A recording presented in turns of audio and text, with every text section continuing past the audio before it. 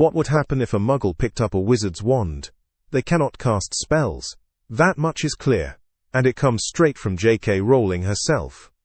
Magic, in the world she created, is not something you can summon with a tool alone. It lives within the witch or wizard. The wand is simply a vessel, a conduit for what already exists inside. Rowling once said that if a Muggle were to pick up a wand, the result would be accidental, possibly quite violent. Wands are not toys. They are crafted from magical cores like phoenix feather, unicorn hair, and dragon heartstring, each tuned to respond to the wielder's magical essence. Without that essence, the wand doesn't know what to do, and sometimes it reacts badly. There are rare examples in canon that help us understand this. On Pottermore, we learn about Bartholomew Barebone, a No-Maj who got his hands on a wand. He waved it around in front of a crowd, and the result? A kick like a mule. The wand didn't cast a spell. It didn't obey. It lashed out. A wand in the wrong hands doesn't become a harmless stick. It becomes unstable. Another case comes from the founding of Ilvermorny. A No-Maj named James found a broken wand core near a magical school and gave it a curious wave. The wand, in Rowling's words, rebelled.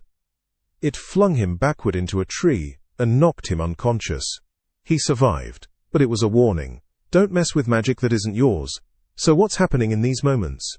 The wand might retain a trace of magic, left over from its original owner or core.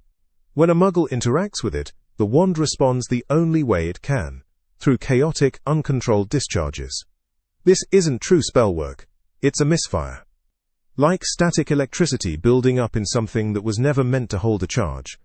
Could a Muggle ever learn to use a wand properly? Canon says no. Magic is an inherited trait, you either have it or you don't.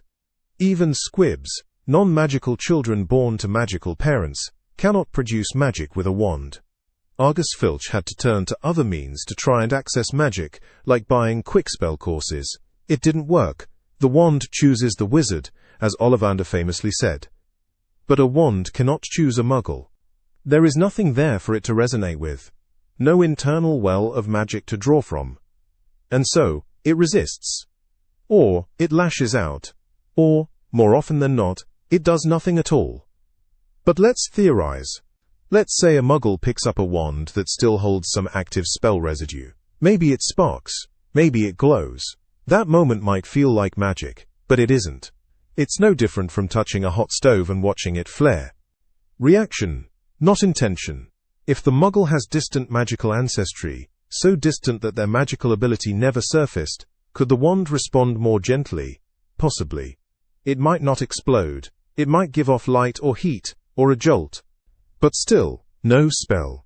No levitating feathers. No disarming charms. Just chaos.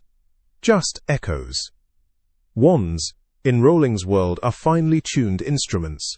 They grow attuned to their owners over time. Some even develop loyalty. Others reject new masters. The Elder Wand famously responds only to those who win its allegiance. But even the least discerning wand will not perform magic in the hands of a true Muggle. Because there is no magic to channel. Could a Muggle fake it? Pretend to cast spells for a crowd? Sure. But the wand remains inert. No lumos. No expelliarmus. Nothing but wood and core. Waiting for a spark that will never come.